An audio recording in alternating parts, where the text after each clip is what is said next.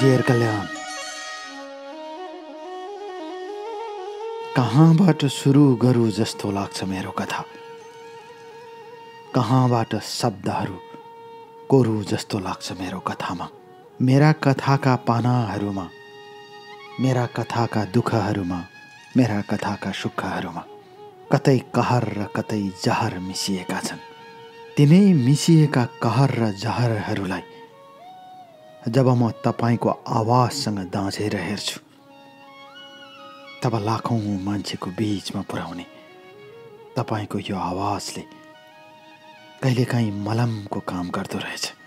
अरूका कथा सुन्दा आफ्नै घाउमा कसैले मलम लगाइरहे जस्तो लाग्ने यो जीवनको वास्तविक कथामा आज म पनि मेरो नाम दर्ता गरेको छु डियर कल्याण, र सुनाउन चाहन्छु म मेरो कथा। मेरो नाम जीवन घरती हो। मेरो जन्म विक्रम सम्वत 2050 सालको ज्येष्ठ महिनाको 19 गते सल्यान जिल्लाको काला गाउँ वडा नम्बर 6 तिमिल काँडामा भएको हो। हाल कुमाक गाउँपालिका वडा नम्बर 5 मा पर्छ।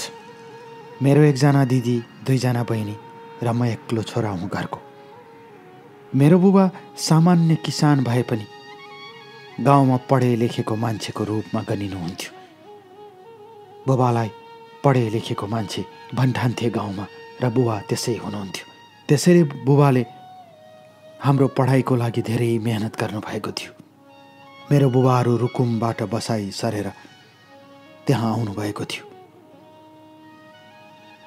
यसरी मेरो परिचय सुरु हुन्छ डियर कल्याण। तर म सानो हुँदै छँदा, अर्थात् म 2-4 वर्षको हुँदै देशमा द्वन्द्वले बिस्तारै बिस्तारै जरा गाड्दै गयो। मेरो बुबा गाउँको पढे लेखेको र जान्ने बुझ्ने मान्छे भएकोले कहिले सेनाको तर्फबाट र कहिले माओवादीको तर्फबाट बुबामाथि धेरै दबाब आउन थाल्यो। कसैले कसको मान्छे, कसैले कसको मान्छे भन्न थाले। मेरो उमेर 4 वर्षको हुँदा बुबाले अन्त्यमा हार खानुभयो र सेनातिर छिर्नुभन्दा माओवादीतिर छिर्न गतिलो हुन्छ भनेर उहाँ माओवादी भित्र प्रवेश गर्नुभयो र बुबा भूमिगत हुनुभयो। बुबाको भूमिगत जिन्दगानी पछि घरमा आउने हरेक दुःख सुखहरू आमाले उठाउन थाल्नुभयो। दुःखका बारीहरू आमालाई धेरै समस्या हुन्थ्यो, रुनुहुन्थ्यो, कराउनुहुन्थ्यो। कहिलेकाहीँ सेना आएर घर वरिपरि घुमेर जान्थे। आमाले हामीलाई च्यापेर आगाको छेउमा, अर्थात् अगेनाको छेउमा लुकाउनु भएका दिनहरू हिजो जस्तो लाग्छ। कहिलेकाहीँ बुबा राति आउनुहुन्थ्यो सैनिक पोसाकमा र भन्नुहुन्थ्यो सब ठिक हुन्छ। माओवादीले सत्ता आफ्नो हातमा लियो भने सब चिज राम्रो हुन्छ। यहाँ बाटो घाटो बन्छ, ठुल्ठुला उद्योग कारखानाहरू चढ्छन् सल्यान रुकुमतिर। बुबाले धेरै ठुलो सपना देख्नुहुन्थ्यो। बुबालाई पनि नेताहरूले सपनाहरू भरिदिए बुबाको दिमागमा। त्यसैले बुबाले पनि धेरै ठुलो सपना देख्न थाल्नुभयो र अर्को दिन बिहान नहुँदै बुबा निस्केर जानुहुन्थ्यो। घरबाट आधा घन्टा हिँडेर पुग्ने स्कुल श्री कालिका प्राविमा पढ्न थाले मैले, जुन सुगा खोलामा पर्छ, र त्यहीँ पढ्न थाले। विक्रम सम्वत 2057-58 रुकुमको घारा सल्यानको शीतलपाटीबाट आर्मीहरू धेरैभन्दा धेरै आउन थाले, किनकि त्यति बेला द्वन्द्व चलिरहेको थियो। ती दिनहरूमा आमाले उठाएका दुःखहरू म अझै पनि सम्झन्छु।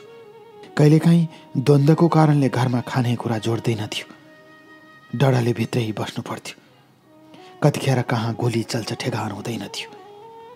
यसरी दुःखका साथ आमाले हामी छोराछोरीलाई पढाउँदै जानुभयो।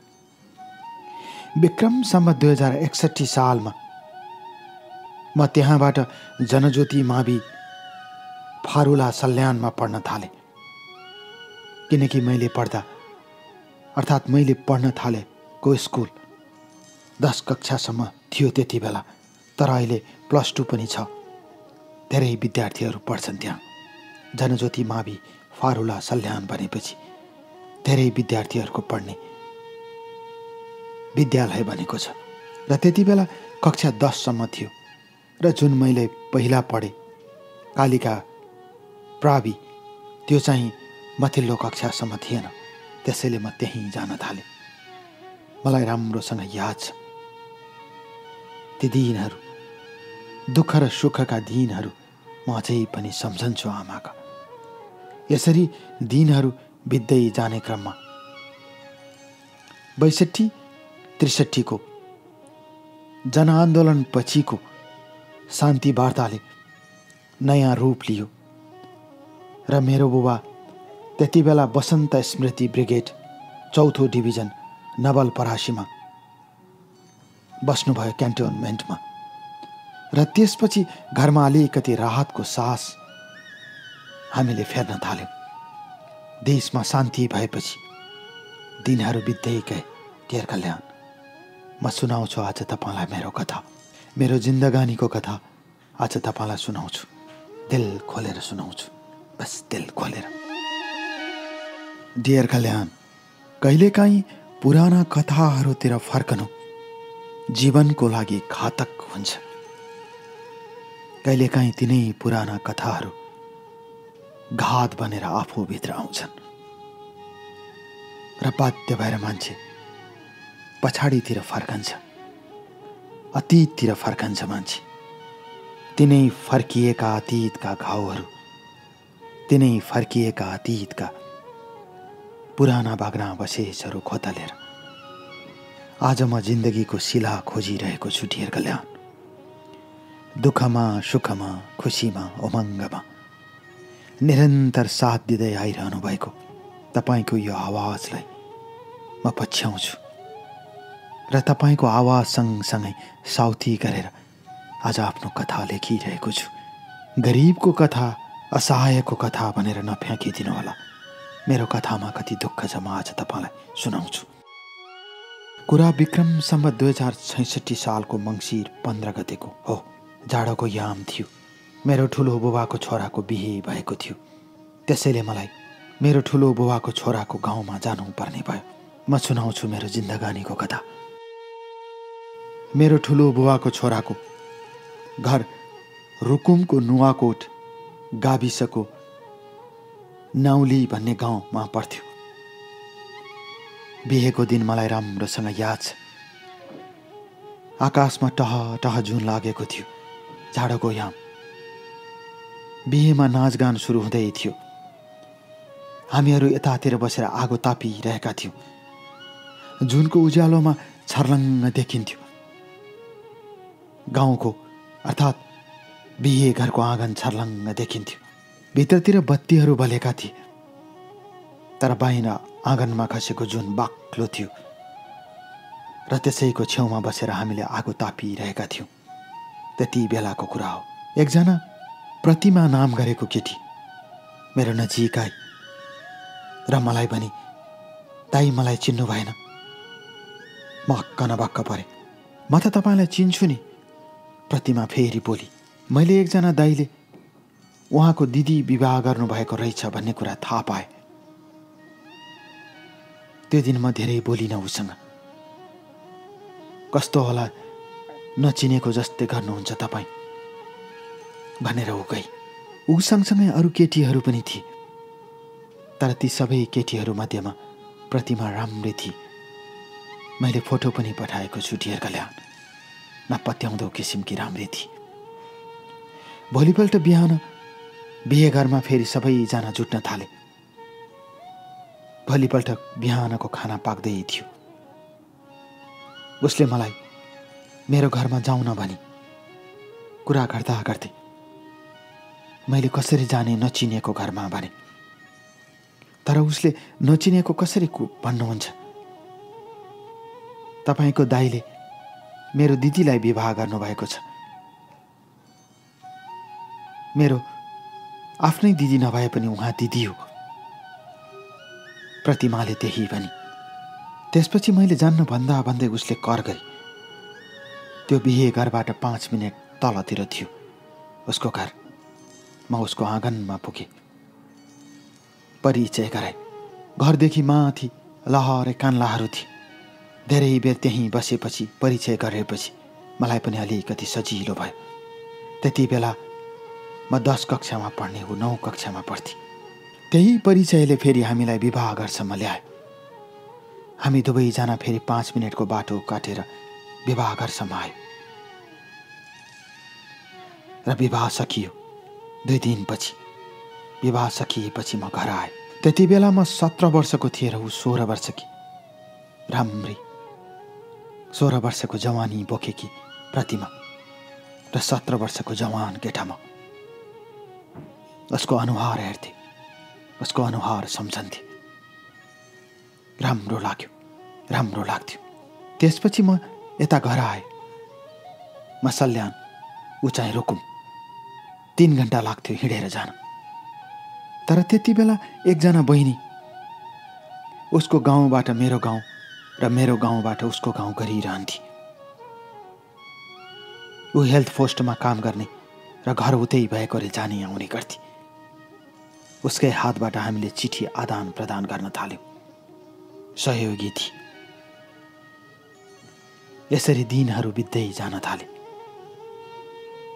डियर कल्याण, म सुनाउँछु मेरो कथा।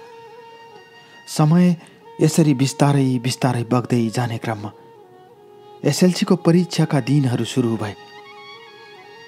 त्यति बेला श्री जनज्योति माविमै परीक्षा केन्द्र तय भयो जहाँ मैले पढ्थेँ। मेरो घरबाट 2 घण्टाको बाटो तय गरेर जानुपर्ने त्यो स्कुलमा एसएलसीको परीक्षा केन्द्र तय भयो।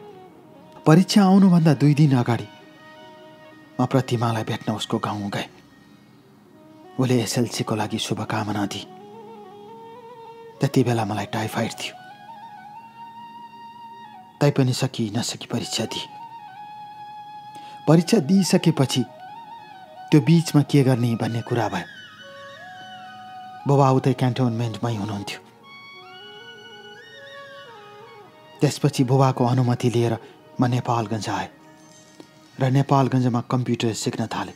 नेपालगञ्जको धम्बोजी चोकमा डेढा गरेर बस्थेँ। मेरा आफन्तहरू कोलपुरमा हुनुहुन्थ्यो। त्यो बीचमा रिजल्ट आयो। म पास भएँ। म पास भए पनि आर्थिक अवस्था कमजोर भएकोले म त्यही स्कुलमा पढ्नुपर्ने मेरो बाध्यता भएकोले विक्रम सम्वत 2068 सालमा मैले एडमिसन लिएँ। किनकि 67 सालमा एसएलसी दिएपछि 68 सालमा रिजल्ट आयो र मैले एडमिसन लिएँ। रुकुमको नुवाकोटमा मेला लाग्थ्यो। मङ्सिर महिनाको पूर्णिमाको दिन मेला लाग्थ्यो। त्यो मेलामा ऊ पनि आउँछु भनेकोले म पनि जान्छु भने। तर ऊ आफ्नो दिदीसँग आएकी रहेछ। मलाई देख्न साथ दिदीले बहिनी अब उसँग जान्छे भन्ने सोचेर होला दिदीले मसँग आउन दिनु भएन। हामी ओरैतिर मेला हेरिरहेका थियौँ। नाचगान चलिरहेको थियो। मङ्सिर महिनाको जाडो। रातिमा मेला चलिरहेको थियो। टह टह जुन लागिरहेको थियो। डियर कल्याण, तर अचानक आफ्नो दिदीलाई छोडेर मसँग आई। कुरा चल्दै गयो। 1 कान 2 कान हुँदै हाम्रो कुरा यताउता पुगिसकेकोले त्यति बेला मैले भागौँ भने। अब किनकि सबैतिर कुरा चलिसकेको छ, मैले एसएलसी पास गरिसकेको छु, तिमी मेरो घरबाट एसएलसी दिँदा हुन्छ भने। जुनको उज्यालोमा तपक्क बलेकी थिए प्रतिमा। राम्री थिए डियर कल्याण। मैले फोटो पनि पठाएको छु। मेरो कुरालाई उसले स्वीकारी र रातको 12 बजे पूर्णिमाको जुनमा हामी त्यहाँबाट भागेर घरतिर जाने सल्लाह गर्यौँ र दिदीलाई छलेर हामी त्यहाँबाट निस्क्यौँ। 2 घण्टाको बाटो छिचोलेर आउँदासम्म टह टह जुन लागिरहेको थियो। रुकुमबाट सल्यानको मेरो गाउँ पुग्दासम्म एक नासले जुन आकाशमा उदाइरहेको थियो। त्यही जुनको उज्यालोमा डियर कल्याण उसको हात समाउँदै त्यही जुनको उज्यालोमा उकाली ओह्राली गर्दै ती पहाडी अप्ठ्यारो बाटोहरू काट्दै म रातको 3 बजे उसलाई घरमा लिएर आएँ। म सुनाउँछु डियर कल्याण, मेरो जिन्दगानीको कथा तपाईँलाई सुनाउँछु, दिल खोलेर सुनाउँछु, बस दिल खोलेर। डियर कल्याण, कहिलेकाहीँ खुसीका कुराहरू, कहिलेकाहीँ दुःखका कुराहरू, कहिलेकाहीँ पीडाका कुराहरू र कहिलेकाहीँ उमङ्गका कुराहरू जब जीवनबाट बिस्तारै बिस्तारै विस्थापित हुँदै जान्छन्, तब जिन्दगानीले आफूलाई रित्तो पाउँदो रहेछ। यो रित्तो रित्तो जिन्दगानीभित्र, यो शून्य शून्य जिन्दगानीभित्र कहिलेकाहीँ उदाउने ती सपनाहरू, कहिलेकाहीँ देखिने ती सपनाहरू साँच्ची कति घातक हुँदा रहेछन् डियर कल्याण, म आज तपाईँलाई सुनाउँछु। हामी रुकुमबाट हिँडेर मेरो घर सल्यान आइपुग्यौँ र 3 बजे मैले ढोका टकटकाएँ। आमाले ढोका खोल्नुभयो। मेरो साथमा प्रतिमालाई देख्न साथ आमा तर्सनु भयो, यति राति तैँले के गरेको यस्तो भनेर। मैले आमालाई ढोकाको छेउमै टह टह लागेको जुनको उज्यालोमै मैले त बिहे गरेर ल्याएँ भने आमाले पहिले दुवैजनालाई गाली गर्नुभयो, किनकि आमाले नपढे पनि नलेखे पनि सङ्घर्ष के हो, दुःख के हो सबै बुझ्नु भएको थियो। मृत्युसँग जुधेर बाँच्नु भएकी मेरी आमालाई धेरै कुराको अनुभव थियो। त्यसैले आमाले गाली गर्नुभयो। तर घरमा छोराले ल्याइसकेपछि फर्केर जा, कुन चाहिँ आमाले भन्थ्यो। हामी भित्र छिर्यौँ र त्यो रात त्यत्तिकै बित्यो। अर्को दिन बुबालाई बोलाउने कुरा भयो, तर त्यति बेला माओवादीको पालुङटारमा पार्टीको अधिवेशन चलिरहेको थियो। बुबा त्यही अधिवेशनमा हुनुहुन्थ्यो, त्यसैले बुबा आउन मिलेन। त्यसैले मङ्सिर महिनाभरि बिहेको कुरा भएन। माघ 1 गते बुबा आउनुभयो। जे जस्तो भए पनि छोराले विवाह गरिसकेको ल्याइसकेको अवस्थामा बुबाले सारा गाउँलेहरू इष्टमित्रलाई बोलाउनु भयो र मैले त्यही माघको 1 गते सिन्दुर हालिदिएँ। पहिलो कुरा, पुसमा बुबा अधिवेशनबाट आउन मिलेन भन्नुभयो।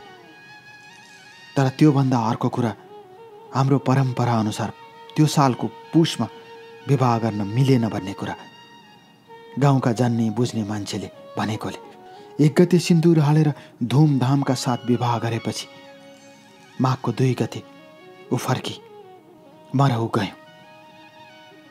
ऊ त्यहीँ बसेर एसएलसी दिनुपर्ने थियो, त्यसैले ऊ एसएलसीको तयारीमा थिए। माघ फागुन चैत लाग्यो। चैतमा एसएलसी थियो। म पनि उसलाई पुर्याउन फेरि माइती घर गएँ। त्यो बिचमा ऊ फेरि मसँग आएकी थिए। एक्जामसम्म त्यहीँ बसे र चैते दशैं मानेर हामी दुवैजना आयौँ। त्यसपछि एसएलसीको रिजल्ट आयो। ऊ पास भई। पास भएपछि उसले मैले पढ्ने स्कुलमा पढ्न थाली। घरबाट 3 घण्टासम्म हिँडेर जान्थ्यौँ हामी त्यो स्कुलमा। मलाई राम्रोसँग याद छ। घरबाट हामी निस्कन्थ्यौँ। विवाहित जोडी भए पनि प्रेमी र प्रेमिका जस्तै दुवै हात समाएर 2 घण्टा, 2.5 घण्टा, कहिलेकाहीँ 3 घण्टा लगाएर स्कुल पुग्थ्यौँ। पानी परेको बेला त 3 घण्टा लाग्थ्यो, किनकि उकालो बाटो साह्रै चिप्लो हुन्थ्यो।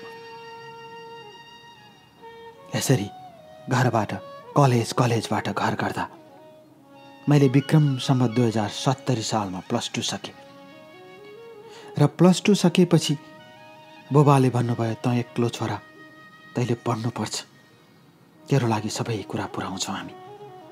बुबाले त्यसै भन्नुभयो र त्यति बेला बुबाले क्यान्टोनमेन्टबाट आएको पैसाले कोलपुरमा घडेरी किन्नु भएको थियो। अर्थात् कोलपुर नजिकै चपलगौरी भित्र सिमरी भन्ने ठाउँमा बुबाले घडेरी किन्नु भएको थियो र सानो एउटा घर पनि बनाउनु भएको थियो। त्यही छेउमा माइलो बुबाको घर थियो। त्यसकारण म कोहलपुर आएँ र कोहलपुरको बागेश्वरी बहुमुखी क्याम्पसमा पढ्न थालेँ। बुबाले घर र सानो घडेरीमा घर जोडिदिनु भएकोले सबै कुरा सहज भएको थियो। बुबाले क्यान्टोनमेन्टबाट अवकाश पाउँदा पाएको पैसाले त्यसको जोहो गर्नुभएको थियो। पास भएपछि प्रतिमा पनि आए। म ब्याचुलरमा पढ्दै थिएँ। त्यति बेलाको कुरा हो डियर कल्याण। म तपाईँलाई सुनाउँछु मेरो कथा। मेरो एकजना चिनेको मान्छेले मलाई भन्यो, हेर यसरी हुँदैन। सिन्धुलीगढीमा नेपाली सेनाको पद खोलेको छ, 100वटा पद खोलेको छ। त्यहाँ गएर दरखास्त देऊ, तिमीले सकिहाल्छौ, हट्टाकट्टा छौ। मैले धेरै सोचेँ र प्रतिमासँग कुरा गरेँ। तर बुबाले यो कुरा मान्नु हुँदैन थियो, किनकि बुबा मलाई पढेको हेर्न चाहनुहुन्थ्यो। मेरो परिवार र प्रतिमाको माइतीले पनि चाहँदैन थियो। त्यसैले हामीले बुढाबुढीले सल्लाह गरेर म त्यहाँबाट सेनाको पदको लागि म सिन्धुलीगढी आएँ। त्यहाँ करिब 2-3 महिना बस्नु पर्यो। लिखितमा पास भए। 100 जनाको पदको लागि 6000 दरखास्त परेको थियो। मान्छेहरूले भन्थे अन्तिममा 50 देखि 1 लाख रुपियाँ दिनुपर्छ, सब चिज हुन्छ। तर मैले सेनाभित्र त्यस्तो हुन्छ भन्ने विश्वास थिएन। सब कुरा साँचो हुन्छ, सेनाभित्र त्यस्तो चल्दैन भन्ने कुरा म विश्वस्त थिएँ। त्यसैले मैले त्यतातिर लागेन डियर कल्याण। तर नभन्दै परिणाम मेरो विपरीत आयो। अरूले भनेको कुरा साँचो साबित भयो। म अन्तिममा अन्तर्वार्तामा फ्याँकिएँ। त्यसपछि म कोलपुर फर्केर आएँ। मसँग नसोधेर गयो भनेर बुबा रिसाउनु भयो। एकातिर कलेजको एक्जामको तयारी टडिसकेको थियो, जसले गर्दा मैले एक्जामको फर्म पनि भर्न पाएको थिएन। म निराशामा परिणत हुँदै गएँ। मैले त्यति बेला प्रतिमालाई भने, म राम्रोको लागि गएको हुँ, तर नराम्रो भयो। मैले पढाइ बिगारेँ। मलाई पढ्ने इच्छा छ, म पढ्न चाहन्छु। मैले यही भने डियर कल्याण। जिन्दगीले जिन्दगीलाई कसरी ठग्छ। आफूलाई माया गर्ने मायालु, आफूलाई माया गर्ने श्रीमतीले कसरी घात गर्छन्। म आज सुनाउँछु डियर कल्याण तपाईँलाई मेरो कथा। बस आफ्नो कथा सुनाउँछु, बस आफ्नो। डियर कल्याण, कहिलेकाहीँ नसोचेका कथाहरू आफ्नै जिन्दगानीका पानामा लेखिँदा रहेछन्। कहिलेकाहीँ परिकल्पना नगरेका पीडाहरू जिन्दगानीमा यत्रतत्र छरिँदा रहेछन्। तिनै छरिँदै जाने जिन्दगानीका कथाहरू, तिनै यत्रतत्र फैलदै जाने जिन्दगानीका कथाहरू कहिलेकाहीँ आफ्नै लागि घात बन्दा रहेछन्। तिनै घात र प्रतिघातका कथाहरू डियर कल्याण म आज तपाईँलाई सुनाउन चाहन्छु मेरो कथा मार्फत। म आज तपाईँलाई भन्न चाहन्छु मेरो कथा मार्फत। विक्रम सम्वत 2071 सालको कुरा हो। समय आफ्नै लयमा बग्दै थियो। समयलाई छेकेर छेक्न सकिँदैन। समय जस्तो बलवान केही हुँदो रहेनछ। विक्रम सम्वत 2071 सालको वैशाख महिनामा हामी ससुराली गयौँ। त्यति बेला म तनावमा थिएँ, किनकि आर्मीको ट्रेनिङले गर्दा मेरो पढाइ छुटेको थियो। बुबा आमा परिवार रिसाएको थियो। अर्कोतिर कमाइ कतै पनि थिएन। र त्यही बीचमा प्रतिमाले +2 सकी। +2 सकेपछि हामीले केही गर्ने अठोट र केही गर्ने सोचिरहेको बेला अचानक मेरो अङ्कलको छोराले इन्डियाको हिमाचल प्रदेशबाट फोन गर्नुभयो र भन्नुभयो काम गर्ने भए आऊ दुईजना। एकातिर पढाइ बिग्रेको पीरले, अर्कोतिर प्रतिमाले पनि +2 सकेकोले उसले फेरि कलेज जोइन नगरिसकेको अवस्थामा हामी त्यहाँबाट इन्डिया गयौँ।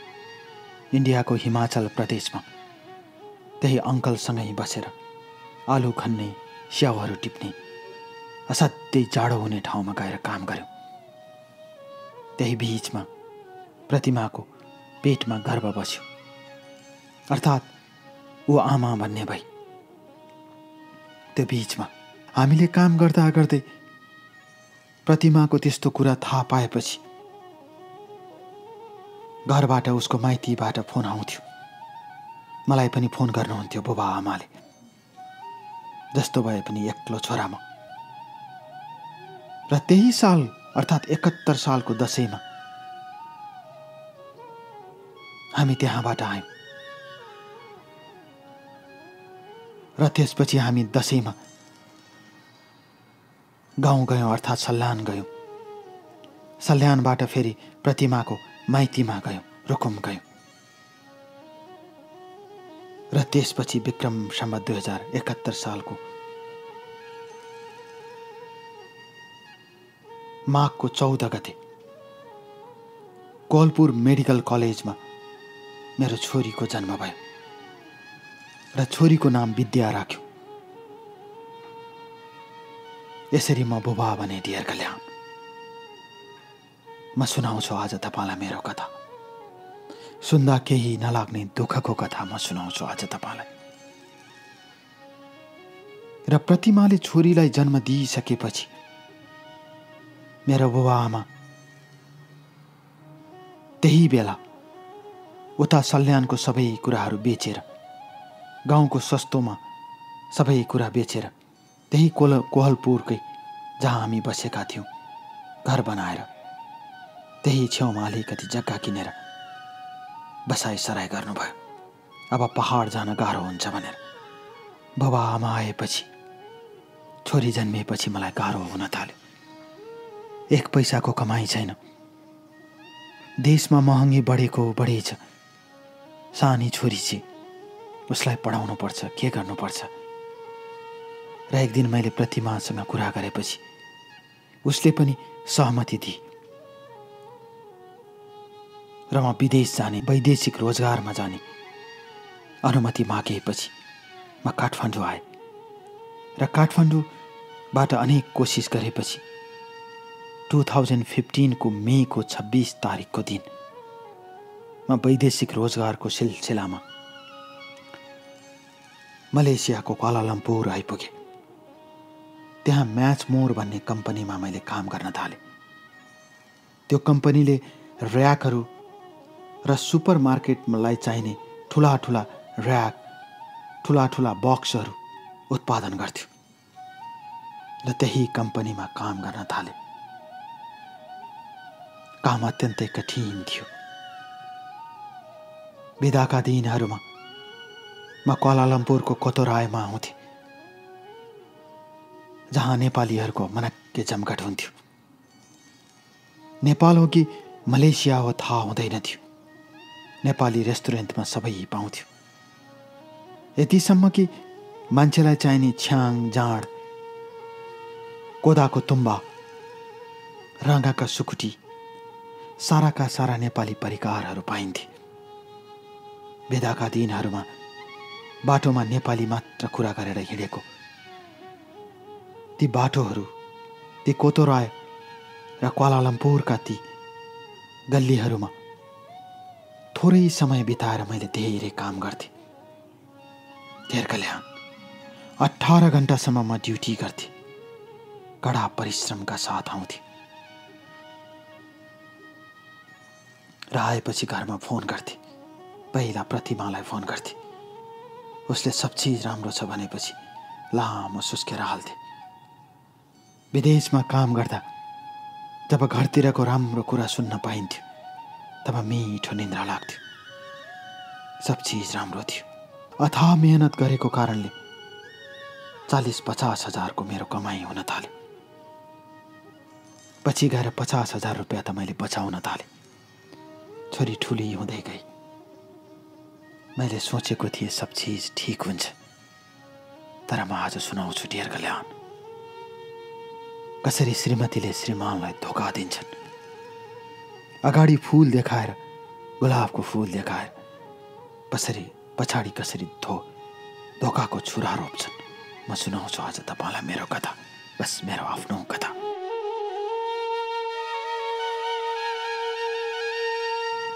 डियर कल्याण, म सुरु गर्छु मेरो जिन्दगानीको कथा। म सुनाउँछु आज तपाईलाई मेरो जिन्दगानीको कुरा 2018 को हो। म मलेसियाको त्यही कम्पनीमा काम गर्थेँ। असाध्यै राम्रो कमाइ थियो। ओभर टाइम गरेर मैले 50,000 घरमा पठाउँथेँ र त्यो पैसाले छेउमा बुबाले फेरि जग्गा थपिदिनु भयो। दिदी बहिनीको विवाह गर्नुपर्छ भनेर केही पैसा राख्नु भयो पनि 3 वर्षको कामपछि म आउँछु भनेर प्रतिमालाई दिनदिनै फोन गर्थे। 17-18 घण्टाको ड्युटी गरेर जब प्रतिमालाई फोन गर्थे, उसको मिठो स्वरमा रेस्ट गर्नुहोस्, चिन्ता नगर्नुहोस्, सब चिज ठीक छ भन्दा खुसीका आँसु आँखाबाट आउँथे। कसको लागि दुःख गरेको थिएँ मैले डियर कल्याण? मैले कसको लागि मरेको थिएँ? मरी काम गरेको थिएँ मैले कसको लागि? आज यही प्रश्न उठ्छ मनमा। दिनहरू यसरी चल्दै थिए, तर एक दिन बुबाले मलाई फोन गर्नुभयो।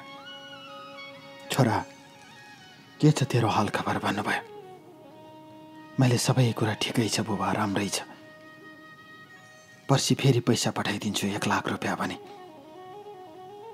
ठिक छ, राम्रो गरेको छ छोरा भन्नुभयो। नपढे पनि मेरो सपना पुरा गरेनस्, तर पनि म खुसी छु भन्नुभयो। मैले देशको लागि लडेँ, तर आज मेरै पार्टीका नेताहरू ठुल्ठुला पदमा पुगेका छन्। देशमा सोचेको जस्तो केही हुन सकेन। तैँले जे गरेको छस् ठिक गरेको छस् भन्नुभयो। तर कुरा गर्दै जाँदा बुबाले भन्नुभयो, प्रतिमाको बारेमा राम्रो समाचार आइरहेको छैन छोरा भन्नुभयो। मैले कुरा के हो बुबा भन्नुहोस् भने, तैँले प्रतिमाको दिदीलाई र आमालाई फोन गरेर सोध भन्नुभयो। त्यो दिन 16-17 घण्टाको ड्युटी गरेर घरमा आएको थिएँ। फोन गर्छु भन्दा भन्दै भुसुक्कै निधाएछु। अर्को दिन बिदा थियो। बिदाको दिन मैले प्रतिमाको दिदीलाई कुरा गरेँ र आमालाई पनि कुरा गरेँ। दिदीले भन्नुभयो, तपाईँ एकदम असल मान्छे हो, तपाईँ जस्तो केटा मान्छे मैले देखेको छैन। उहाँले त्यति मात्र भन्नुभयो। त्यसपछि आमालाई फोन दिनुभयो। मेरो सासू आमाले भन्नुभयो, छोरीको गल्ती हो, तपाईँ त देवता जस्तो हो, तपाईहरूको बुबा आमाको पनि कुनै गल्ती छैन, हो एकजना केटासँग भेट्छे भन्नुभयो। सासू आमा र स्वयं प्रतिमाको दिदीले भनिसकेपछि म चसङ्ग भएँ। त्यसपछि फेरि उताबाट फोन आयो, तपाईँ असल मान्छे हो, सोच्नुहोस् केटी मान्छेबाट कहिलेकाहीँ अन्जानमा गल्ती हुन्छ, गल्ती भयो होला, छोरीलाई सम्झेर स्वीकार दिनुहोस् भनेर मेरो सासू आमा रुनुभयो।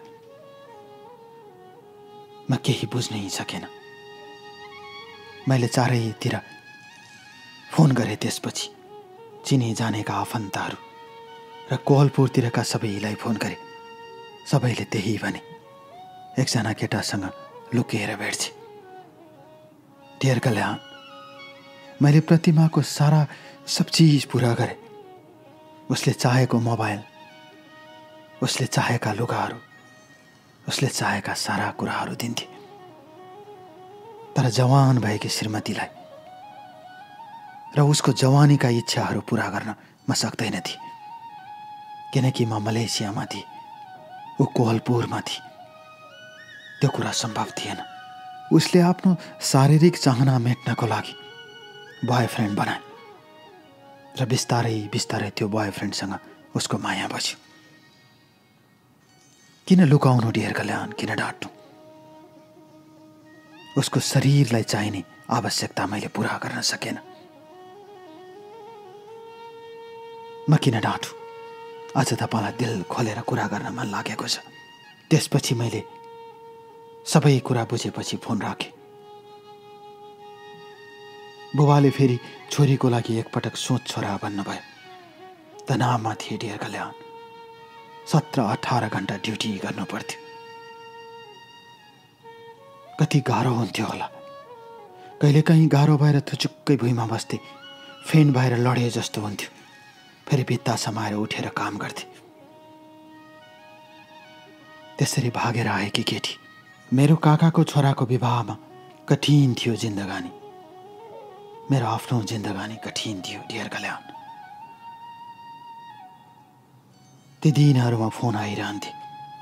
एकपटक फेरि मेरो ससुराले फोन गरेर स्वीकारिदिनुहोस्, तपाईँ असल मान्छे हो भन्नुभयो। मैले हुन्छ भने र फेरि प्रतिमालाई फोन गरेर सम्झाएँ। गल्ती मेरो हो, मैले आफ्नो सीमा नाघेँ भनी उसले। मैले सोचेँ मेरो बुबा आमाबाट कुनै गल्ती भएको छ भने भन्दा उहाँहरूबाट कुनै गल्ती भएको छैन, उहाँहरूले त माया गर्नुहुन्छ भनी उसले उसकै मुखबाट सुने डियर कल्याण। त्यसपछि छोरीको लागि सोच्नुपर्छ। छोरीलाई राम्रो बोर्डिङ स्कुलमा पढाउनुपर्छ। पैसा मैले कमाइरहेको छु। म छिटै आउँछु र नेपाल आएपछि त्यही कोलपुरमा एउटा व्यवसाय गरौँला, व्यापार गरौँला। केही समय धैर्य लिएर बस, यताउता नडुला भने उसले हुन्छ भने। एउटै घरमा बस्ने, सब चिज राम्रो हुँदै थियो डियर कल्याण। तर फेरि 2-3 महिनापछि मेरो बुबाले उसको हातबाट मैले भने अनुसार उसको मोबाइल खोसिदिनु भएको थियो। 2-3 महिनापछि मैले पठाइदिएको पैसाले उसले फोन किनेर ल्याएछ र राति राति फोन गर्दो रहेछ फेरि त्यही केटालाई। बुबा आमा पल्लो कोठामा सुत्नु भएको छ। छोरी पनि हजुरबुवा हजुरआमासँग सुत्थी। आमालाई खोइ किन मन पराउँदैन थिए मलाई थाहा छैन। तर उसले बिस्तारै बिस्तारै फोन गर्थे। बुबा आमाले वास्ता गर्नु हुँदैन थियो। फेरि हल्लाका यताउता चल्न थालेपछि बुबाले एक दिन कुरा सुन्नुभएछ। राति राति कुरा गरेको बुबालाई साँचो लागेछ र रातभरि कुरा गरेको बुबाले प्रत्यक्ष सुन्नुभएछ। र एक दिन बुबालाई रिस उठेछ र बेसकन उसको ढोका घचघच्याउनु भएछ। उसले ढोका खोली।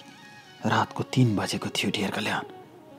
रातको 3 बजे बुबाले भन्नुभयो, छोरो विदेशमा 18 घण्टा 20 घण्टा काम गर्छ, पसिना बगाउँछ।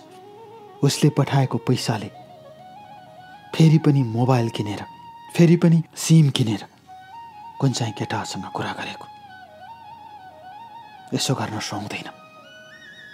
यसो गर्ने भए यहाँ नबस्नु भनेर बुवाले भनिदिनु भयो। डियर कल्याण, कति गाह्रो छ जिन्दगानी, कति अप्ठ्यारो छ जिन्दगानी, कति दुखान्त छ यो जिन्दगानीमा। म सुनाउँछु आज तपाईँलाई मेरो कथा। मेरो आफ्नै श्रीमती जसले विवाहमा मसँग कुरा गर्न आई, आफ्नो घरमा लागि, तिमी कति राम्रो केटा, म तिमीलाई माया गर्छु भनी आफै मेलामा गएको हामी भागेर आए। तर आज त्यही श्रीमतीको कथा सुनाउँदा, आज तपाईँलाई त्यही श्रीमतीको कथा लेखिरहँदा मलाई कस्तो भइरहेको होला डियर कल्याण। म कसरी भनौँ, बस कसरी।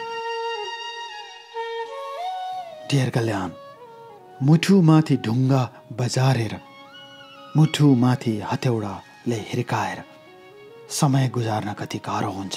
म सुनाउँछु मेरो कथा। बुबाले त्यसरी सबै कुरा भनेपछि बुबाले मलाई फोन गर्नुभयो। मैले यसो यसो भने, छोरा, यदि मैले गल्ती भनेको भए म उसँग गएर माफी माग्छु भने। तर मैले बुबालाई भने, तपाईँले माफी माग्नु पर्दैन। किन माफी माग्ने? तपाईँ चुप लागेर बस्नुहोस् भने। त्यसको तेस्रो दिन बिहान स्कुलको बस आयो छोरीलाई लिन। उसले छोरीलाई पुर्याउन जाने बेला आफ्ना कपडाहरू पनि झोलामा हालिछे र छोरीलाई स्कुल बसमा चढाएर ऊ त्यहाँबाट निस्किछि। र त्यसपछि प्रतिमाले मेरो माइलो अङ्कलको श्रीमतीलाई त्यहीँबाट फोन गरेर भनेछ, म जान्छु, मेरो लागि कसैले चिन्ता गर्नु पर्दैन, छोरीलाई राम्रोसँग पाल्दिनु भनेर हिँडिछ। 3 वर्षको छोरीलाई छोडेर हिँड्ने आमा कस्तो होला ढेर कल्याण। फोटो हेर्नुहोस् त प्रतिमा कति राम्री छ। तर त्यही केटीले 3 वर्षको छोरीलाई छोडेर केटासँग हिँडी, त्यो पनि विवाहित केटासँग हिँडी। किन हिँडी, के कारणले हिँडी मलाई थाहा छैन। मैले सब चिज पुर्याएँ, तर उसको शारीरिक चाहना मैले पुर्याउन सकेन। जवान भएकी श्रीमतीले आफ्नो जवानी थाम्न सकिन। उसको जवानीको भेल बग्यो, तर उसले मलाई त्यागी। ऊ गएको दिन ढेर कल्याण छोरीलाई फोन गर्छु, मलाई त त्यति राम्रोसँग चिन्दैन छोरीले। आमालाई सोध्छु छोरी के गरिरहेकी छे भन्छ। आमा भनेर खोज्छे, रुन्छे। आमाले त्यही भन्नुहुन्छ। मलाई क्वालालम्पुरमा कस्तो भयो होला ढेर कल्याण। म भक्कानिएर कोठामा रुन्थेँ। साथीहरूले सम्झाउँथे, छोड्दे त्यस्तोलाई, चिन्ता नगर, बुबा आमासँग छे, हजुरबुवा हजुरआमासँग छे, छोरी चिन्ता नगर। त्यही भन्थे।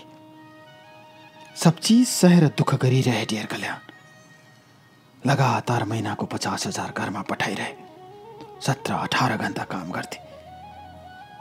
दुब्लाएर पातलो भएर नचिनिने अनुहार थियो मेरो। त्यसरी विवाह गरेको प्रतिमालाई कति माया लाग्थ्यो। त्यसपछि गाईगुई हल्ला आयो। त्यही बिहे गरेको केटाले उसलाई भगाएर इन्डियाको हिमाचल प्रदेशमा लगेको छ। स्याउहरू टिप्दैछन् भन्ने कुरा सुने।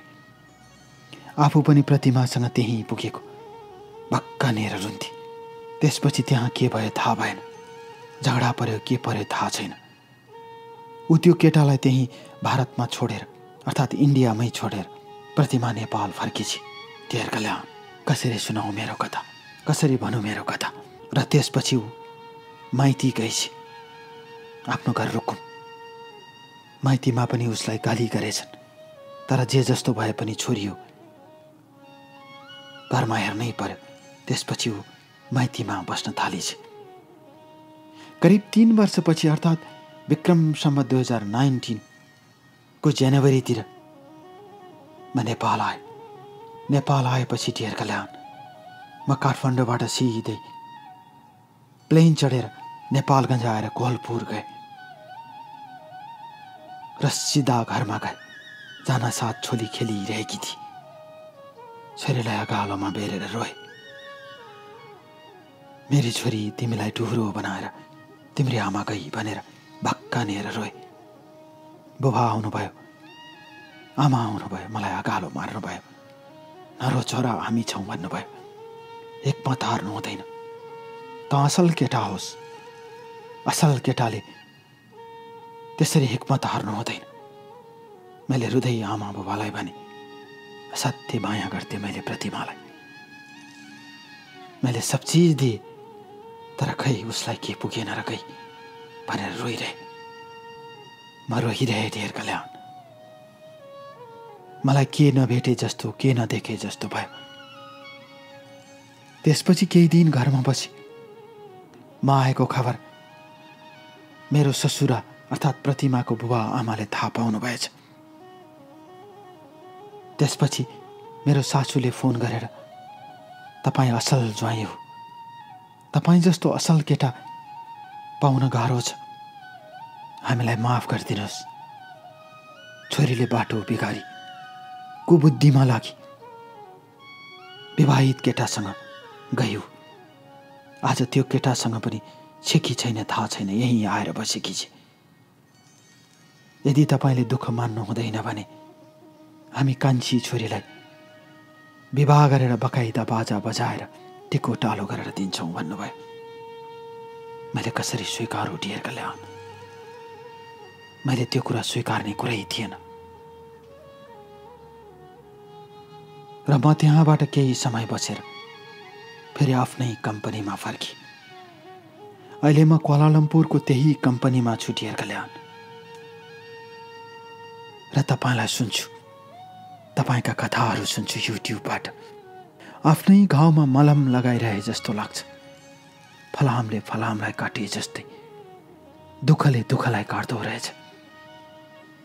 त्यसैले आज तपाईँलाई म पनि लेखिरहेको छु मेरो कथा। र यो कथा म प्रतिमालाई भन्न चाहन्छु। प्रतिमा, तिमीले ढेर कल्याणको मेरो कथामा आफ्नै कथा सुनिरहेकी छेउ होला। तिमी यो कार्यक्रम छोडेर बस्न सक्दैनौ। र यही कार्यक्रम मार्फत भन्न चाहन्छु, तिमी यति बेला रुन्छौ रे, मैले ठुलो गल्ती गरेँ, मलाई पश्चाताप छ भनेर रुन्छौ रे। अब जति रोए पनि, जति कल्पे पनि तिम्रो र मेरो बाटो फरक भइसकेको छ। हो, म तिमीलाई माया गर्छु। तिम्रो मायामा सारा जिन्दगी गुजारे मैले। पढाइ छोडे, मेरो पढाइ बिग्रियो। म तिमीलाई माया गर्छु, तर माया गरे पनि अब म तिमीलाई स्वीकार्न सक्दिनँ। तिमीले यही बुझ।